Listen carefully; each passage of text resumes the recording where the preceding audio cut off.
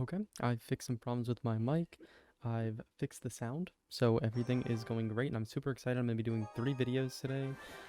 They're all gonna be, or sorry, I'm gonna be doing one video today, 3 different types of games. So I kind of want to start a grand challenge and work my way through that. I figured, and I can use any deck on there, so could work out, could be pretty entertaining.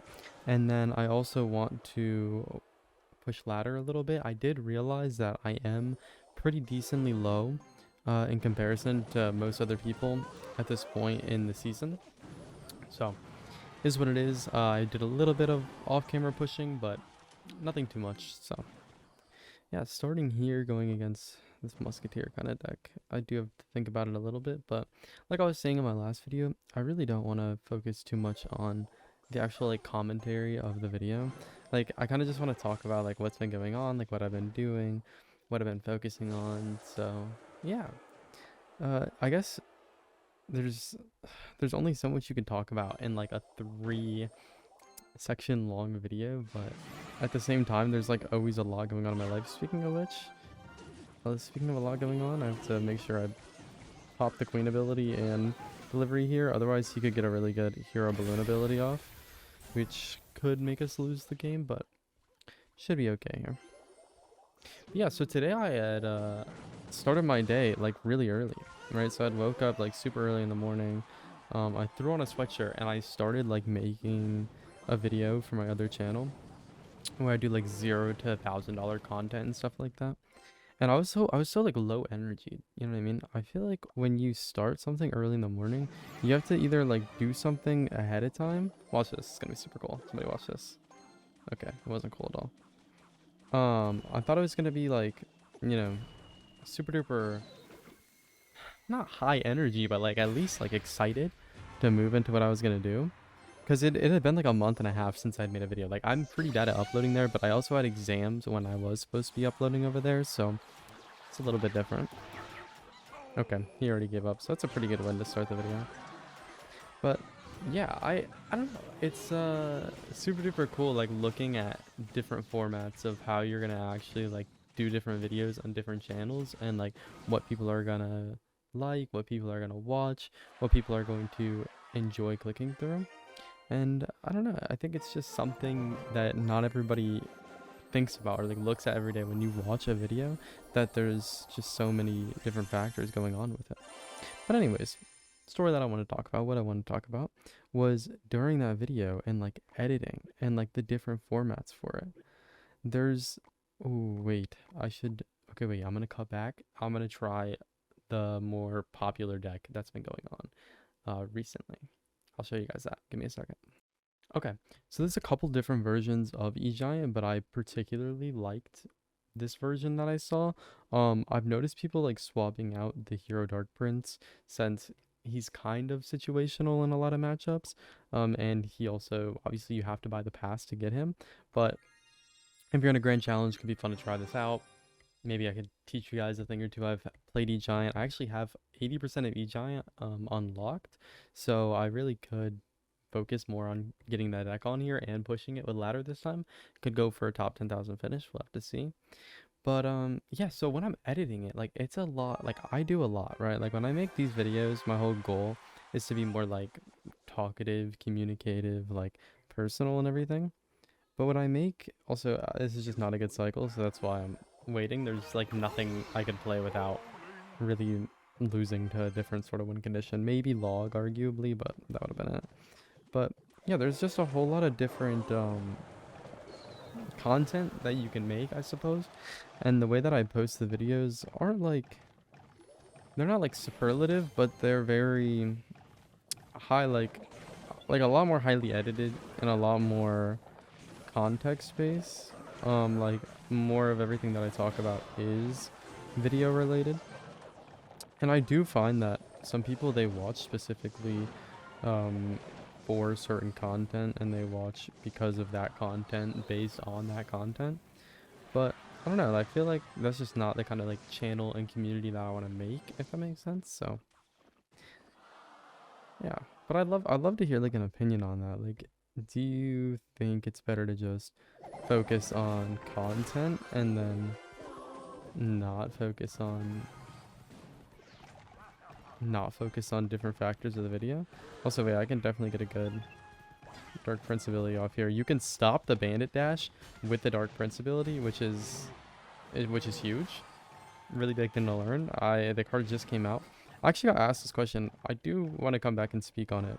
But anyways, I don't know. There's always going to be, like, I guess, content that some people prefer to others, but I'm just curious, like, maybe, like, what your guys' opinion on these different, like, formats are. Like, do you think it's important to have, you know, daily content? Do you think it's important to have shorts? Do you think it's important to do, like, massive editing and, like, make sure your video always looks good? Or do you think it depends on the style that you're trying to create, right? Like, these people that advertise towards, like, these, like, flashy, like, spending giveaways and stuff like that, like, is that something that has its own niche?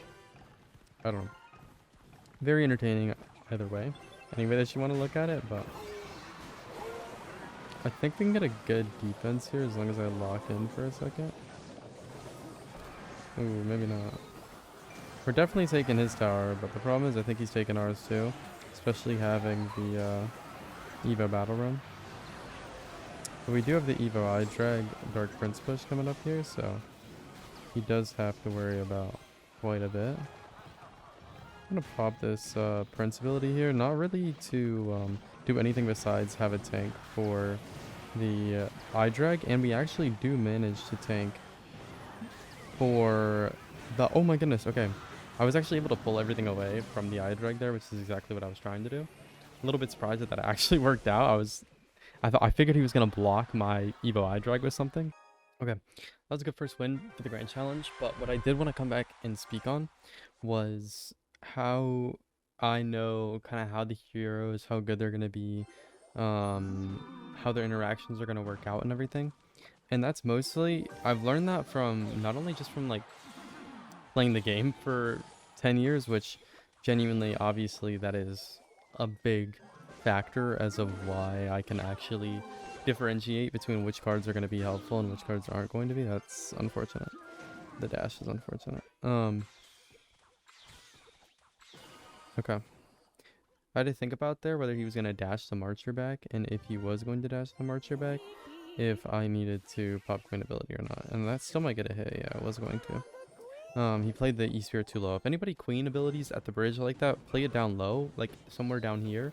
The Queen will walk up, then it will do its hit there. You just don't want to play it directly into the Queen ability. So, I'm going to wait a second, make sure he doesn't pop the Soldier onto my Queen. Because the 2 Elixir Balloon ability does deal significant amounts of damage to troops. Almost too much, but I'm definitely going to pop this here and then go for these Skellies here to light up this Dark Prince. To light up the Ghost, to stop the Ghost from being invisible, because it actually made it so my Queen could hit that. But yeah, it's not only from the, playing the game for 10 years, it's also because of the coaching, to be honest. Because I've seen every single deck played. I mean, I've played almost every single deck because I've played through so many different seasons. So I know almost every single feature of the game. I've seen the game go from like levels. The levels used to be like singular digits. Like you used to get like Princess at level 1. That was like a thing. Like, and like having like a level 6 Princess was like max. Like that was just how the game was played beforehand. And then like I remember the update for the levels being a big deal. Like when they updated it so that all like cards started at a specific level, everybody was all worried that, oh my goodness, like this means that, can I keep my Queen alive here and defend the left side? We're gonna see. He's gonna balloon lumberjack the bridge, by the way. That's why I'm asking. But yeah, that was a big deal. Like people didn't know if that was going to be, is that going to be balanced? Is that going to be fair? Like, are we going to get compensated if I'm at a max level? It ended up not being a big deal, but the point is that I've seen so many different decks. I've seen so many different ways that this game has been played now that I can almost just tell based on the card, like how good it's going to be, just from the interactions of it, and just seeing it be played consistently. Because the best thing, like the best ideal I could give for you to do would be to compare the ability, or like compare whatever new feature is coming out with something that's already out, right? I'm gonna play one more in the grand challenge and wrap things up.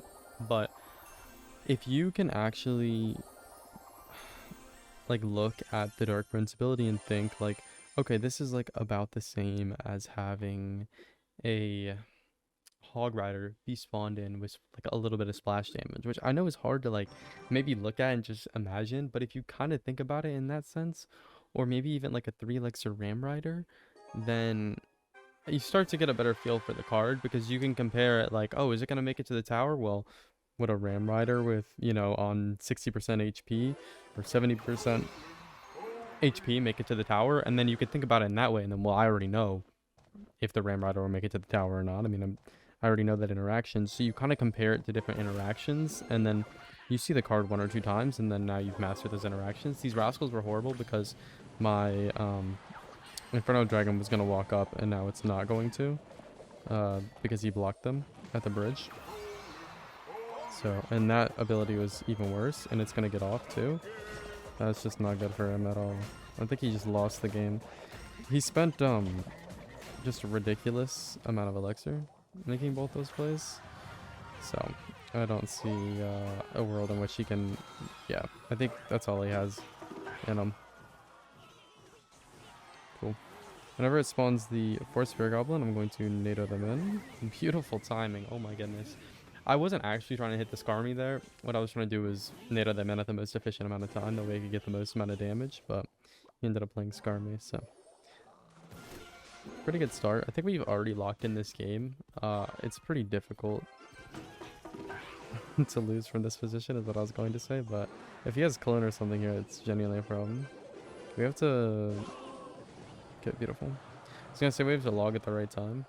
If he had freeze or something, then we would have been in a losing position just because we don't have a lot versus minion horde. I don't even know how to defend this here. I should have cannoned in front of my tower so I could have defended something else, but I was just so surprised that it was mirror barrel. He should have mirrored his minion horde is what he should have done. Especially with me not having E-Giant in cycle, and I would not be surprised if he has freeze or something like that.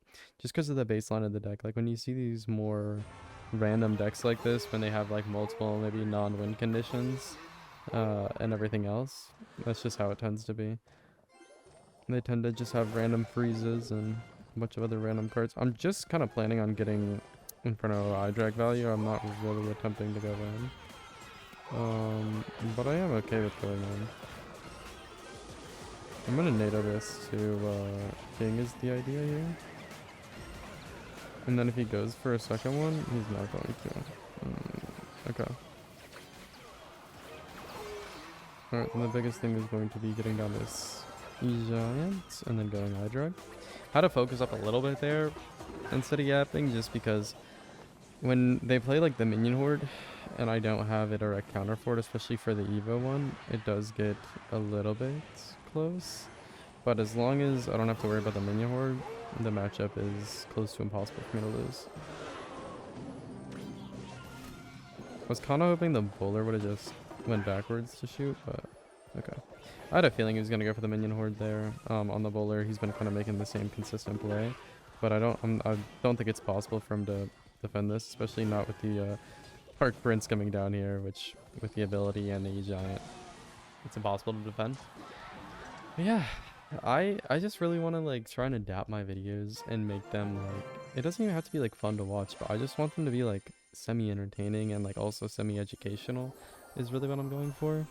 And if that means that I have to like eventually edit stuff down or eventually make my way through